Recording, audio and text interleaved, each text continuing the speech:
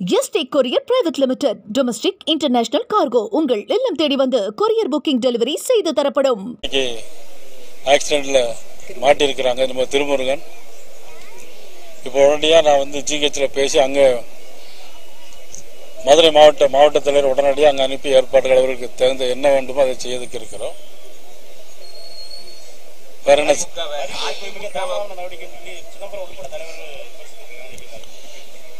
நான் இப்பதான் சொன்னேன் உங்களுக்கு, இது வந்து மத்திய அரசு மட்டும் செய்யறதில்லை, எங்களுடைய நிதியமைச்சர் மாண்புமிகு நிர்மலா சீதாராமன் அவர்கள் மட்டும் சேர்ந்து எடுக்கப்பட்ட முடிவு இல்லை. இதுவரைக்கும் எல்லா முடிவுகளுமே அந்தந்த மாநில நிதியமைச்சர்கள் அந்தந்த மாநில முதலமைச்சர்களுடைய அவருடைய அறிவுரையை பெற்றுதான் வந்திருப்பாங்கன்னு நினைக்கிறேன். எல்லா மாநிலத்தினுடைய எல்லா மாநில நிதியமைச்சர்களும் சேர்ந்து அப்படின்னா எல்லா இது வந்து அவங்க ஏற்கனவே ஏன் சொல்லலை அப்படிங்கறத எங்களுடைய கேள்வி.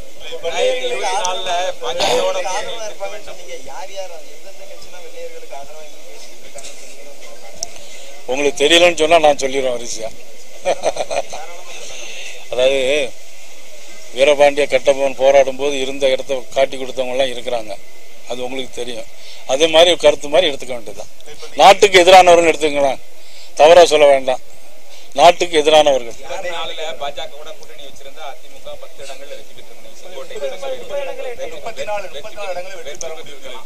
வெற்றி பெற்றிருக்கலாம். தொடர்ந்து இது வந்து நாங்க 6 அமைச்சர்கள் நேரடியாக சந்தித்து அதை அவர்கள் சொன்னோம், அவர் கேட்டுக்கிறது தயாராக இல்லை. தற்போது சொல்லியிருக்காரு. இது வந்து அதிமுகவுடைய உள்கட்சி விவகாரம். இதுல வந்து நாம் பேசுவது அது சரியாக இருக்காது. அதிமுகவை ஒருங்கிணைக்கிறதுக்கான முயற்சியில கூட்டணியில் இருக்காங்க. ஒருங்கிணைக்கான முயற்சியை நீங்க செய்வோம்னு ஏற்கனவே சொல்லியிருக்கீங்க. உங்களுடைய வாய்ஸா இப்ப செங்கோட்டையன் பேசுறாரா? பாஜகவுடைய வாய்ஸா செங்கோட்டையன் பேசுறாரா? யாருடைய வாய்ஸும் யாரும் பேச மாட்டாங்க. அவங்கவுங்க சொந்த வாய்ஸ் இருக்கு, அந்த வாய்ஸ்ல தான் அவங்க பேசுவாங்க. இதுல வந்து பாத்தீங்கன்னா அவங்க வந்து இதுவரைக்கும் ஒன்னா இருந்தாங்க, அமைச்சராக இருந்தாங்க, அவங்களுடைய கருத்தை பேசுறாங்க, அது அவங்களுக்குள்ள பேசி முடிக்க வேண்டியது. இப்போ அவர் என்ன சொல்லிருக்காங்கன்னா, கடந்த தேர்தல் கிட்டத்தட்ட வந்து 2019 இருக்கட்டும், 21 24 ஆகிய தேர்தல் தோல்விக்கு காரணம் வந்து எடப்பாடி தான். ஒன்றுபட்ட அதிமுக இருந்தால் நம்ம வெற்றி பெற்றுக்கலாம் அந்த மாதிரி சொல்லிட்டாரு. குறிப்பாக டிடிவி தினகரனில் சேர்த்துருக்கலாம், ஓபிஎஸ் சேர்த்துருக்கலாம், சசிகலாமா சேர்த்துக்கலாம், எப்படி அவரோட இவங்கெல்லாம் சேர்த்துருந்தாங்கன்னா ஒட்டுமொத்தமாக நம்ம வெற்றி பெற்றுக்கலாம். நீ இதை எப்படி பார்க்குறீங்க? அதாவது வந்து என்னை பொறுத்தவரையில் எல்லாரும் ஒற்றுமையா இருந்தா இந்த திமுக ஆட்சியை நிச்சயமா அகற்ற முடியும்.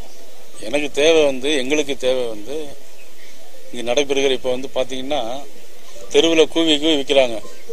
என்னதை விற்கிறாங்க? ஸ்கூலுக்கு முன்னாடியும் காலேஜுக்கு முன்னாடியும் போதைப் பொருள் விற்பனை நடந்துகிட்டே இருக்கு. பாலியல் வன்கொடுமைகள் தொடர்ந்து நடந்துகிட்டே இருக்கு. லாக்அப் டெத்து 24 டெத்து நடந்து முடிஞ்சிருக்கு. அதுல ஒரு டெத்துக்கு மட்டும்தான் சாரின்னு முதலமைச்சர் சொல்லியிருக்கிறாங்க. அது மாதிரி பாத்தீங்கன்னா வெளிநாட்டுக்கு இன்னைக்கு 4-5 தடவை முதலமைச்சர் போயிட்டாங்க. இப்போ போயிருக்காங்க, போயிட்டு அங்க இருந்து நிறைய ஒப்பந்தம் போட்டதாக சொல்றாங்க. நான் ஏற்கனவே அறிக்கை விட்டுருந்தேன். அந்த அறிக்கையில பாத்தீங்கன்னா திமுக தொழில்துறை அமைச்சர் மதிப்புக்குரிய டிஆர்பி ராஜா அவர்கள் என்ன சொல்லியிருக்காங்கன்னா, ஏன் மாநில தலைவர் பொய்யா சொல்றாரு அப்படின்னு 19 சொல்லியிருக்காரு.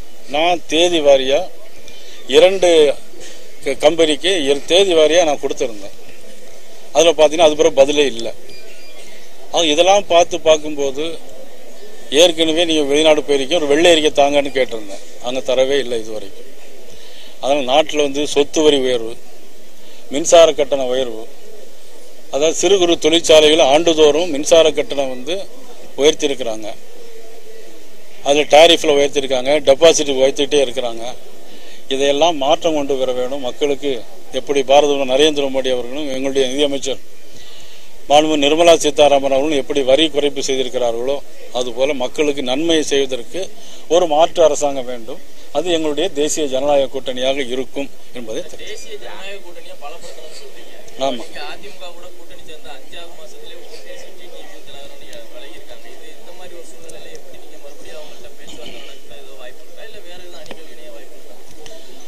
அரசியல்ல எதுவுமே நிரந்தரமா இருக்காது. இன்னும் தேர்தலுக்கு வந்து பாத்தீங்கன்னா இன்னும் 7 மாசம் இருக்கு. கடைசி 1 மாசத்துல கூட நிறைய நிகழ்வு மாற்றங்கள் வரும். அதனால மாற்றங்கள் வரும்.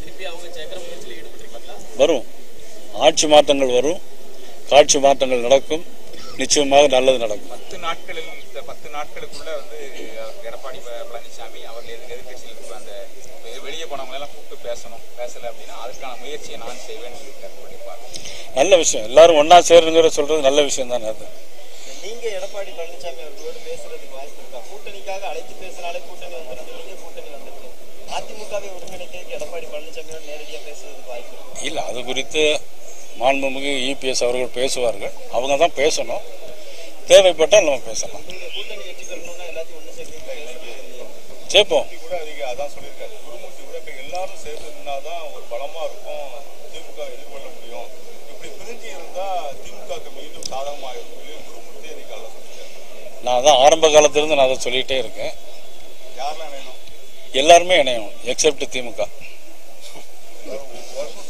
ஓரணியில வரணும் எல்லாரும் எல்லாருமே வரணும், வர வேண்டும், வரும். டெல்லியில் நடைபெற்ற ஆலோசனையில் அண்ணாமலை அவர்கள் கலந்து கொண்டாங்கன்னு சொல்றாங்க. என்ன காரணம்?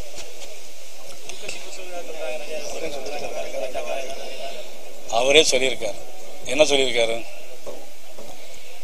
எனக்கே பார்த்தீங்கன்னா எனக்கு நிறைய நேற்று 24 கல்யாணம், ஒன்று கூட நான் போக முடியல. ஆனால் அவர் ஏற்கனவே சொல்லி அனுமதி வாங்கியிருந்தார் அவர், அதனால வரல. முக்கியமான ஆலோசனை கூட்டம், அதையும் தவிர்க்கிற அளவுக்கு வெளியில அப்படி இல்லை. அதாவது ஒவ்வொருத்தருக்கும் ஒரு நாளைக்கு எனக்கு ஒரு கூட்டம் வந்து எனக்கே போக முடியாத சூழ்நிலை வரலாம். ஆனால் இதெல்லாம் வந்து ஒரு நீங்கள் பெருசாக எடுத்துக்க வேண்டிய அவசியம் இல்லை. ஆல்வின் சபாநாயகர் சொல்லியிருக்காரு, தமிழகத்துல வேலையில்லா திண்டாட்டமே இல்லை, நிறைய தொழிற்சாலைகளை ஒவ்வொரு முறையும் முதலமைச்சர் போய் நிறைய கொண்டு வந்ததா சபாநாயகர் சொல்றாரு. நீங்க எப்படி பாக்குறீங்க? அதை உண்மையிலேயே தமிழக நான் ஏற்கனவே இப்போ சொன்னல, மதிப்புக்குரிய டிஆர்பி ராஜா அவர்களுடைய பதிலுக்கு நான் சொல்லியிருந்தேன். ஏற்கனவே இருக்கிற தொழிற்சாலைகள் தான். அதே சார் நிர்வாகிகளை பற்றி வெளியிட்டு இருந்தீங்க. அதுல சிறுபான்மையினருக்கு இடம் இல்லைன்னு சொல்லி நிறைய விமர்சனம் இருக்கு. அலிசா மாவட்டத்தில் கூட சதீஷ் ராஜா ஒரு கிறிஸ்தவர், அதை சொல்லக்கூடாது. ஏன்னா நான் வந்து மதத்தெல்லாம் பேசுறதில்லை, ஜாதி பற்றியும் பேசலை. அது வந்து வர்த்தக பிரிவினுடைய மாநில தலைவர். சீமா மீனவர் அணியினுடைய கன்னியாகுமரி மாவட்டத்தின் சீமா, அவங்க சிறுபான்மையை சேர்ந்தவர்கள் தான். ஏற்கனவே பால் கனகராஜ் எங்களுடைய மாநில துணைத் தலைவர், அவங்க சிறுபான்மையினர் தான். ஏற்கனவே எங்களுக்கு தேசிய கவுன்சிலர் இருக்காரு மதிப்புரை வேலூர் இப்ராஹிம், அவங்க சிறுபான்மையினர் தான். நிறைய பேர் இங்கே இருக்கிறாங்க, இங்கே நம்ம சிறுபான்மையினர்லாம் இருக்கிறாங்க.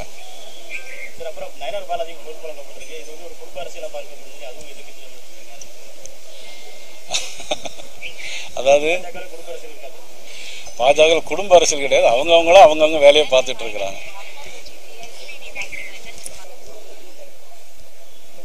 இந்திய சுதந்திர போராட்டத்தில் எத்தனையோ தியாகிகள் உயிர் நீத்த சமயத்தில் எத்தனையோ தியாகிகள் போராடி சுதந்திரம் வாங்கி தந்த இந்த மண்ணில்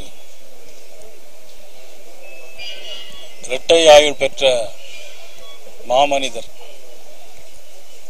இந்திய சுதந்திர போராட்டத்தில் 2 பேருக்குத்தான் இரட்டை ஆயுள் தண்டனை கொடுக்கப்பட்டது.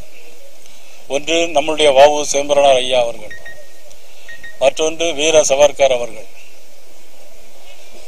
வாழ்நாள் முழுவதும் ஜெயிலே இருந்து வெள்ளை ஏகாதிபத்தியத்தை எதிர்த்து இந்திய மக்களாலும் கப்பல் விட முடியும் என்று சொல்லி நம் நாட்டு மக்களுக்காக கப்பலே விலைக்கு வாங்கி கப்பல் ஓட செய்து சுதந்திர போராட்டத்திற்கு தன்னுடைய உயிரை மாய்த்த மாபெரும் தலைவர் ஐயா வ.உ. சிதம்பரனார் அவர்களுடைய இந்த 154வது பிறந்த நாளில் அவர்களுக்கு மரியாதை செலுத்துவதில் நாங்கள் பெருமிதம் கொள்ளுகிறோம். மாண்புமிகு பாரத நரேந்திர மோடி அவர்கள் இந்தியாவிற்கு மிகப்பெரிய ஒரு மாற்றத்தையும் ஏற்றத்தையும் கடந்த ஜிஎஸ்டி கவுன்சிலே தந்திருக்கிறார்கள். இதுவரையிலும் ஜிஎஸ்டி அறிவித்த காலகட்டங்களில் 5, 12, 18, 28 இந்த ஸ்லாப்ல தான் ஜிஎஸ்டி வரி இருந்தது. ஆனால் இப்பொழுது அந்த 12ஐ நீக்கிவிட்டு அதில் 90% மேலே உள்ள வரிகளை 5% அவர்கள் இணைத்திருக்கிறார்கள். 28% 18% குறைத்திருக்கிறார்கள். இதில் பெரிய கன்சூமர்களுக்கு பெரிய நமக்கு லாபம் இருக்கிறது. இப்ப 10 ரூபாய்க்கு ஒரு பொருள் வாங்கக்கூடிய இடத்தில் வரி குறைப்பதன் காரணமாக இப்ப அது 2 தடவை வாங்க முடியும் வரி குறைப்பின் காரணமாக. அது மாதிரி ஒரு மூளை சிமெண்ட்டுக்கு பார்த்தீங்கன்னா இப்போ வந்து 10% கிட்ட குறைச்சிருக்காங்க. அதனால மக்களுடைய வரி சுமை இப்போ குறைக்கப்பட்டிருக்கிறது. அதாவது ஜிஎஸ்டி கவுன்சிலும் போது எல்லாருமே என்ன நினைக்கிறாங்கன்னா மத்திய அரசு போட்டதுன்னு எல்லாரும் நீங்க உள்பட எல்லாருமே நினைச்சிட்டு தான் இருக்கிறீங்க. இது ஜிஎஸ்டி கவுன்சில், எல்லா மாநில நிதி அமைச்சர்களும் சேர்ந்து எடுக்கப்பட்ட முடிவு இதுவரையிலும். ஆனால் இப்போ மாநிலங்கள் எப்பொழுதுமே எதிர்த்து பேசக்கூடிய எதிர்கட்சிகள் இருந்து கொண்டே தான் இருக்கும் நாட்டில்.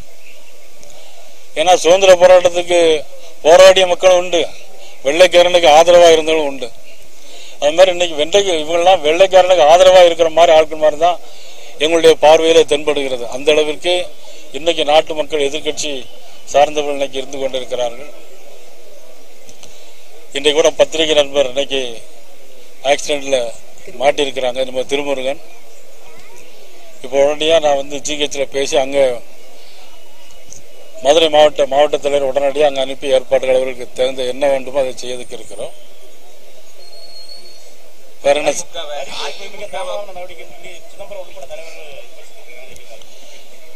நான் இப்பதான் சொன்ன உங்களுக்கு, இது வந்து மத்திய அரசு மட்டும் செய்யறதில்லை, எங்களுடைய நிதியமைச்சர் மாண்புமிகு நிர்மலா சீதாராமன் அவர்கள் மட்டும் சேர்ந்து எடுக்கப்பட்ட முடிவு இல்லை.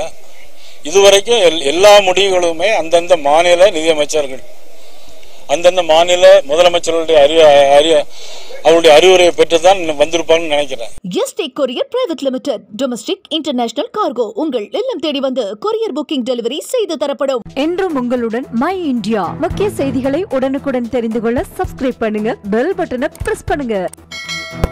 என்றும் உங்களுடன் மை இந்தியா.